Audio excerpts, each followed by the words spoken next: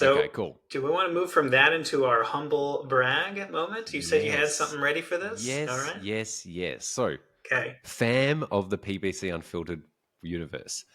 Uh, we've been talking about this for a while, but a lot of people online are kind of talking about their results and how good they are. So, we're going to create a new segment called Humble Brag, where we're bragging, but it's more from the humble perspective because we are so humble. But the main thing here is actually to share some of the results we've got for clients because every week there's always outstanding results. And the next part to it is like, what was the strategy or what were some of the ideas or what were some of the insights we had from it? Because I know what I've recognized, and I was saying this to my team. Um, the best things I've ever learned from advertising have come from number one, my direct experience, but number two, seeing someone's Loom video or them talking about their results and some insights and actions. Because if you go with your own experience, you actually get the direct experience, you learn it. But sometimes that road you're walking down, you actually miss out on things because you're just like, you're only going down your own path. There's another path there. And there have been so many times when someone's just offhandedly said something, the strategy, and I'm like, wow, that sounds amazing.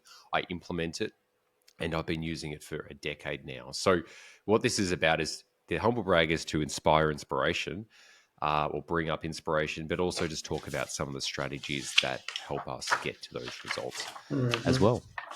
So, Awesome. that's that. Okay, humble brag. Here we go. Here we go. So, as only Cory and I were chatting about this a few moments ago, I've only just brought up one client in my mind. I'm not going to bring up the data. Like, it's just going to be too hard to like filter out the Yeah. data.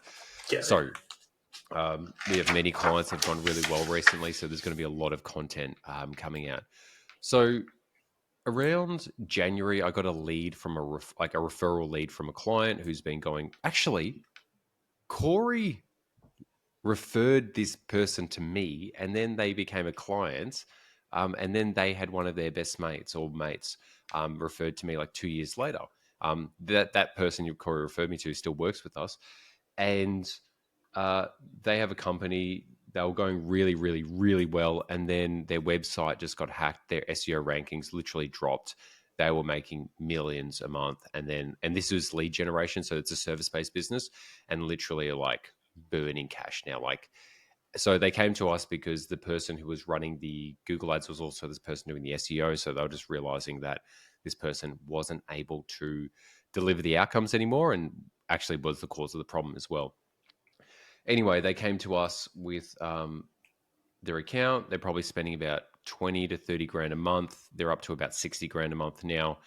And they've got a very tight KPI to hit, like $12 cost per leads, like actual good quality leads as well. When they came to us, they were about $18, so probably about 50% higher than the benchmark. And also the lead volume was low and the conversion rate was like, and this is the crazy thing, their conversion rate was already at like 18%. So I needed to get that cost per lead from $18 down to about $13 or $12 and to get the conversion rate higher. The results so far, as in 6 months later, the average cost per lead is about $13 now. The average conversion rate to a website, not a landing page, a website where people filling out a 12 or maybe about like 15 things in a form. It's about a 30% conversion rate. And we've been able to reduce the cost per click by 40% in an industry that's getting more competitive. So And what? real quick, that means you brought the CPA, the cost per lead, down 28%. Did I hear you correctly? Yeah, probably. Yeah, probably about 28 to 32% ish. It ranges. It does range, but yes. That's So big. look, and these are those things that over time I'm starting to realize I usually don't like to take on like clients who have been with heaps of agencies and are super optimized because I'm like, if I put the same effort into them, I might only get a 1% gain versus another client who's like got a really bad account, which I could get like a 400 or 10x return for the same effort. So I took this on because it was a referral, and the owner is like, he's a really good friend of mine now, like really good friend, and that's kind of what suckers me in. Like in business, I'll take clients on because I'm like impressed by the business owner and I want to be friends with them. So what do we do? So this is really the strategy, and a lot of this may sound basic, but it really comes back to fundamentals. We were from the start. I was like, we need to strip everything back. I need you to get your developers to like empirically and scientifically prove that the conversion tracking is set up properly. That's number one. So like making sure, like literally redoing all the codes on the website, stripping codes off the website, using Google Tag Manager so it was verified. Like tracking was vital for a client that was bleeding money. That is always number one. Like you need to make sure you're tracking, because if your tracking's off by 1, 2, 5, 10%, you can't make those big swings and get back to where you were. So that was number one. I know it sounds so basic, but Cory, we've taken on a few bigger clients recently. It's always an issue. So it's not like, it's more like the bigger their account, the more likelihood there's the tracking is an issue. And it's not because their websites are so advanced. It's just like people in house just get complacent as fuck. So Yeah. that's number one. Number two, we did a full account restructure. I think that's probably the number one thing I do all the time with new clients. I restructure their account. I keep their old campaigns going, or we keep their old campaigns going, but then we create new campaigns that we run side by side and start to transition the old ones out, because the old ones will have a lot of data to it. We'll be getting the lead volume, whilst our new structure we can start building up over time. So for this client, because they are a national account, rather than just having one campaign for the whole country, we had new campaigns for every location, because location was really important, which gave us the ability to do multiple things. Number one, budget allocation towards certain cities and states. Number two, on a high level, it's really easy to see what the results were, being at conversion rates, cost per lead, competitive metrics, impress and share. Like a big thing a lot of companies have is they have a big account, it's getting good results, but they actually don't have that granular insight towards where it's going well, what keywords are going well. Mm. And then number three, what we did was, and this is really simplifying it, was I worked with their development team they had their offline leads, and yes, we got conversions in the account, but I needed them to actually give me the offline data to put into a spreadsheet. So they set up a Zapier where every lead that came through, it would update if they've quoted them or it turned into a sale, what the quote value was, what the sale value was. So then I could do my psychotic spreadsheets and go, okay, you've spent this much this month, or like this much in this month, or this location. This is how many leads you got in platform, conversion rate, blah, blah, blah. And then I started doing offline. This is how many quotes you've done, your lead to quote rate, your quote to sale rate, your sales, like all of that. So then they could see in one dashboard really clearly what specific campaigns, keywords, months were actually equating to revenue and profit. And that was the thing that allowed us to loop back into the account. So then we could go, okay, these keywords in these locations, whilst the cost per lead may be high or low, actually equate to sales. So the humble brag here is, or not, the insight is, you can't just rely on the ad account as you get it, the tracking as you get it, the structure as you get it, or even the offline data as you get it. You've got to lead the charge. And when you do, you can literally transform businesses. Absolutely. Man, There we go, mate. they're very lucky. So that is definitely a top tier humble brag there. Yeah. I would Very just say, good. like, years ago, I used to do this thing where I just write down all the skills I want to master. So about in 2017, I'm like, I want to be a master of Google Ads, Facebook Ads, Google Analytics, sales, and like Excel and Google Sheets. And then I kind of just like, life went on, and then I started to realize, hey, I actually am really good at that. It's like extraordinary at.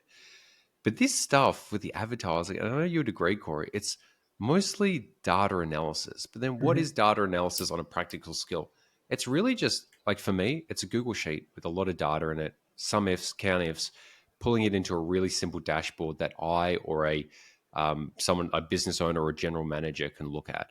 I genuinely think that the biggest skill lacking is people's ability to use Google Sheets, because it's the most simple, easy, and like flexible data analysis tool for just like beginners to advanced people.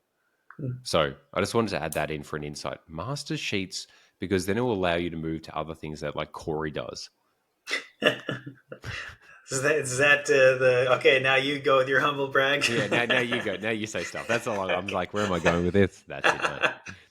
All right. Well, as Michael alluded to, I'm big data science nerd guy, so I like to run Python code over JavaScript, like Google Ads scripts, things like that. So this is really deep stuff. But I also work with clients who have a lot of data. I also work with clients who don't have as much data. We can still usually find insights through extrapolation, etc. But I didn't have anything prepared, so this is really off the cuff. Michael's put me on the spot here, Wait, but wait, no, no, no. You don't actually. We could do your humble brag next week oh, if you I'm want. ready. It's all good. I was Okay, just gonna okay, say let's go. it's just not gonna be a long-winded thing. That's all, which Okay, is probably good for the listeners. Like, yeah, yes. like, move on to the other stuff. But I'll give you some insights as to how we kind of got there. Now, I think with anything, guys, there's always going to be a mix of reasons when things go really well as to what attributed to that, right? So, product development, marketplace shifts, competition, inventory, et cetera, et cetera. Mm, There's always going to be a lot of variables. But I'd say the one that's really top of mind for me, because I just reported on it, yesterday, day before, we had new customer revenue attributed directly to Google Ads through a machine learning attribution tool. That new customer revenue was up 99%. I know I could just say 100, but I'm a data guy. I want to be really yeah. specific. 99% year over year with only 19% higher spend. That's insane, Wow. right? So pause for effect. It's literally new customer revenue, not returning, not just overall new customer revenue. 99% up year over year in October for an online retailer. Wow. October is usually terrible. It ended up being both with and without daily outliers considered one of our best new customer revenue months on record. Actually, it was our highest new customer revenue month that we've ever had on record. And guys, we're not talking like 10,000 a month here. We're talking hundreds of thousands of dollars in new customer revenue. Again, I work with larger clients. So when I Wow. say like these percentages, it's not, $1,000 to $2,000. This is big money for these guys. They're able to now start, expecting very large Novembers and even the beginnings of the year because of some of the forecasts. So let me tell you how we got there, right? So it was a mix of things. And this is what you get when you work with someone that doesn't just look at the raw numbers of Google Ads and focuses on that solely. They're asking you questions about your business, your Yeah. objectives, and they already know Google Ads so well, like the back of their hand. They can translate those objectives and those goals into strategies and tactics inside of your accounts, and that's what we did, right? So, biggest I think levers is going to sound like a big ass list here. Sorry about the cursing, YouTube. It's a big list, but essentially a lot of things played into this. I'd say on one hand, we did take a huge risk and overhaul our inventory. We essentially went from a sort of 1.0 that we've had for a while to a 2.0. Completely moved away from the 1.0. Again, that was a huge risk. Completely moving up in terms of product development. And that's always going to be core, guys, for e-commerce businesses, that product development. Sometimes it's going to hit, sometimes it's going to miss. In our Yeah. case, we took most of our main products and completely converted them to a newer model. That's we're not Apple. Like that's a big risk for Yeah. us, and Wow. discontinue the other ones. That certainly helped a lot in terms of conversion rates as well as marketplace competitiveness. So that certainly played a part. We decided in October that we were going to spend a lot more than we have in the past. And I mentioned year over year is only at 19%. But again, guys, I work with really large spends, so Yeah. 19% is actually quite a lot of money relative to other Google advertising accounts out there. And again, getting 99% year over year increase in new customer revenue. Most of that was the restructure that we did, as well as additional spend and product development. If I had to just put Mm, those 3 bullet points there, we spent in the right areas. And that's because I was able to do my own nerdy data science stuff, create custom code, build forecasts, present that in an actionable way to the stakeholders to say, guys, I think I have high confidence here using statistical testing, using custom models that I built that I have stress tested like crazy to say, I think if we were to spend X amount more, this is probably the returns we're going to get. This is the revenue we can expect, especially considering all these changes in the marketplace between October and November of 2024. I think if we were to go ahead and take the risk, spend a little bit more than we usually do in October, we can get a huge amount more in terms of returns. And that's what we've seen so far. So some of that was just the custom code, being able to give the stakeholders confidence in spending additionally on this type of channel, as well as doing some custom code to figure out where we needed to place products inside of Google's ecosystem in terms of campaign segmentation. Essentially, for all you data nerds out there, it's kind of just like custom k-means clustering. So you create your custom machine learning model that determines these types of products should be bundled together. They perform similarly. These type of products tend to be over here. Essentially, just creating groupings of products, yeah. and then you can feed that into Google with your own tactics and given these settings that we have to work within Google to then allow the machine learning to say, oh, I don't have to try so hard to figure out how much I should spend on these types of product versus these. You've already communicated that to me via segmentation, campaigns, asset groups, ad groups, etc. Now I can just rock and roll right away, and we have better control over spend and bidding strategies. So I think those were some of the core factors there. And yeah, 3-month moving average for Google Ads continues to rise. So this isn't just a recent thing. Things have been going up for us over the last, I've been working with it for a few years, but this year has been quite incredible for us. So that is it. That is my humble brag, and hopefully that was helpful for you guys. Obviously, you're going to have to do a lot more research and what the heck I'm even talking about with Yeah. K-means and all that. I get it's confusing, but think of that as something you can try to strive for, right? Like, hey, that sounds interesting. Yeah. ChatGPT, Google, try to figure out how to do that stuff yourself, and you can eventually get some of the same results. Mate, I think I'm going to ask you. I don't even care about the audience right now. Mate, can you record me a Loom video of you just doing this stuff once and just like, I just want to see it. I just want to see the 12 hours of me coding. That's not going to happen. I'm just so curious about even just some of the outputs.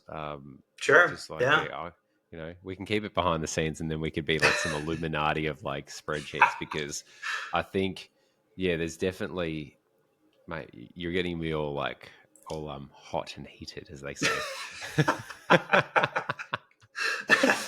I love this stuff. The reason I love it is because this is the bridge between business and advertising, where a lot of people are just either advertising, or a lot of people are just like hashtag business consultants. And these people are good at the craft, but they're too much focused on the craft, and they just if you're too focused on the craft, you're actually not going to be as effective, versus the business consultant person, like, they just give generic business advice that even this person could give.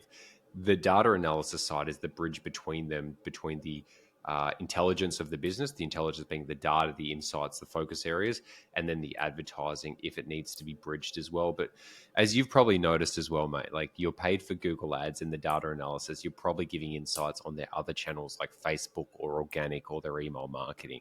Because the reality is, it's a holistic thing. Once you do the data analysis, you start to realize, you start to see the full valley. Like, you actually see everything. It's not just like, I'm doing this for Google Ads and that's it. You start to go, I can see everything. And you start to see more than their SEO or their Facebook specialists, or even their internal like team members who are supposed to know this data as well, because you can do it on such an advanced level, or even on the most simplistic level. You can just use this stuff and it can make all the difference in the world. Funny enough, Michael, you say that, their Facebook, they said this during the call, our reporting call. They said, our Facebook advertising agency, they just told us, hey, whoever's doing your Google ads, you need to pay him more money. Oh, really? So yeah, Nice. absolutely. Nice, mate. Yeah, guys, omni-channel, you got to be paying attention to everything. Some businesses, it's not going to work well in terms of social media advertising, whatever, beyond remarketing. But yeah, you gotta love that kind of stuff. That's always highly appreciated. And I love that, we're not agencies competing. We're trying to help each other cohesively to help the business. It's not just about us and trying to make more money. Like, we obviously want to help these businesses as well, or you wouldn't be motivated to get these types of results. Definitely. And the reality is, like, when you have good partnerships with other agencies that you don't do the work they do, they refer you work, because then if you can help give them some insights, it actually helps them do better work, which actually takes that pressure off them. Especially if you're like, one thing I've noticed with us is this happens so much. They have multiple agencies and they're like, can you start doing all this stuff for us, because we like how you do strategy and communicating and reporting. We're like, we don't really do that. So no, but it really goes to show that if you start moving to this higher level of data analysis and business consulting data analysis, that's what clients actually need at the end of the day. Like, they can hire someone on Upwork just to do the ads. They really can. But are they going to get the same results? Definitely not. But the difference between someone who's amazing at ads and someone who delivers the results like Cory or myself or my team does is that it's the data analysis side. Like, there's no like, hey, Cory, have you done this thing in Performance Max? This unlocks 50% growth. It's like, it's not that. That's not that. It's done in spreadsheets. It's done on the computer outside the interface. Yeah. Yeah, I couldn't agree. I know there's going to be those creative agencies, like creative prominent agencies. They're like, nah, it's the creative that'll really move the needle. And I'm not going to argue with you guys. I mean, I don't agree with that. I think it really depends on the advertising channel. Like you could maybe argue that creative is in the messaging is the most important part of performance and growth. But even then, you still got to do the analysis to figure out what's working, what's not, what Yeah. should be invested in more, and what should be invested in less. So you're still going to have both. And with that, Corey, that even I agree, creative is so important, and Mm-hmm. you only know what creative works based on the data. And so many people just like go into ad accounts or go into something, and then they just look, and they're not even a data analysis. They're like, oh, this one goes well, and they might just see a few ads, and then they just go with their gut feeling rather than like, Yep. how about you just export all the data from the last 30, 60, 90 days, whatever, into a spreadsheet, and just actually create a few like sum if table, like sum ifs and tables to actually see what the data actually says. Like go move, stop, move. People have their own bias as to what they think is going well Yeah. versus when you actually do data analysis, you can actually just get what is going well and not going well, not based on your own bias, just based on the data. And sometimes you're just shocked. You're like, oh, I thought this was going to go so well. Like I thought it was an amazing idea. And then you're so let down. You're like, but the data's there. The results are there. Obviously, there's always biases based on how you set things up, Yeah. time frame, if there was offers, competing campaigns. But sometimes just data analysis humbles you to go, I thought it was a sick idea. I thought I was smart, but it didn't work. That's one of my favorite things about statistics, and it's really the secret sauce of being confident about the decisions that you're making and the insights that you're seeing, and then obviously how actionable those things are, and et cetera. And I've always reminded consulting clients how important that is. People don't want to learn these skills. The statistics end cannot be forsaken, right? It's not to be Yeah. dramatic, but it is so vital to not just say, hey, I think this is good enough. Now, there's some where you have to kind of mold those two, like, hey, from a practical business standpoint, we can't wait for 95% confidence, right? Like, Yeah. we just need to move, and that's understandable. But to be able to utilize statistics and statistical modeling as sort of insurance to feel like, hey, you know what? We're not 100% confident in this. Nothing really ever is in terms of predictions or whatever, but we do feel like this is a very good indication of where things are going in terms of movement. Or sometimes, like to your point, I look at it and I was like, man, I was really thinking this campaign, if we were to feed it more spend, we're going to get more revenue. And Yeah. we do certain analysis and find, no, actually, there's a clear point of diminishing returns with a very high level of statistical confidence there. And it just is what it is. We're Yeah. going to have to change things in order to see if we can push that boundary. But yeah, reality sometimes can be harsh, Yeah. but also it's just good to learn those things. So don't sleep on learning some statistical analysis. Is very important if you want to get to a higher level with this stuff, and just so that you feel like you're doing everything you possibly can to serve the clients. Yeah. And on the last note for me, it's just like it just gives you this level of confidence that when you're on client calls and someone might be throwing some left like curveball at you, you're like, nah, the data says this. But yeah, but this is I agree. That sounds like an amazing idea. And the data does say this though. So we can try that, but just let you know, these are our benchmarks, these are our numbers when we've done that in the past. So I'm happy to execute that based on your idea, but this is the data we're working from. Or when people are like Yep. the results are not good in the business. Well, Google Ads is going well. Like these were your benchmarks, we're exceeding it. So what other parts of your businesses are not Right. going well? Because it's so easy to start taking on all the stress and the responsibility of a business that is not yours when you don't know the data, because then you're like, oh, it must be me. Because so many people Yep. go, oh, I must not be good enough job. I just Yep. go now, I'm like, I know the data. This is the data. Tell me where this data looks bad and I'll improve it. But tell me what's bad in your business and we'll see if this is related or not. It makes a huge difference. 100%. I'm going to just end it with because I know we're already going And then I'm long just going winded to end it. here. And then you're going to And end then it. yeah, we're gonna just keep going back and forth for another hour. But I feel like this happens all the time with businesses that again they don't have these strong statistical backgrounds or data analysis background, whatever you want to call it. They Yeah. can't really look at the data and fully understand it. So they have these very narrow ways of analyzing their data, like all right, last 7 days or last 30 days compared to the previous period, and then month over month or just year over year. They're not looking at trends over time. Yep. They're not able to model those things, and they don't really understand any of that stuff. It sounds too complicated, but if you don't know those things, what you're looking at, it can be very, very deceiving. So you should trust in someone that knows what they're doing, that can help you kind of understand it and give you actionable insights. So, Yeah. so yeah, that's another little humble And brag. that is me, not Corey. No, but Clearly. Excellent, All mate. right. Well, that was a Cool. ripper segment. I hope we didn't lose many people there. I think, once again, guys, it's really important. Understand data analysis Yeah. because this is the future. Like your ad skills are going to go somewhere else. Your business consulting and data analysis is where the money is. Yeah. That's where. Couldn't agree more. Awesome. Cool. All right. Should we wrap up with some news? Nice, mate. I reckon that sounds Okay. like a wonderful idea. I have no news, even though I looked for some, so I'll let you drop some sweet ass news.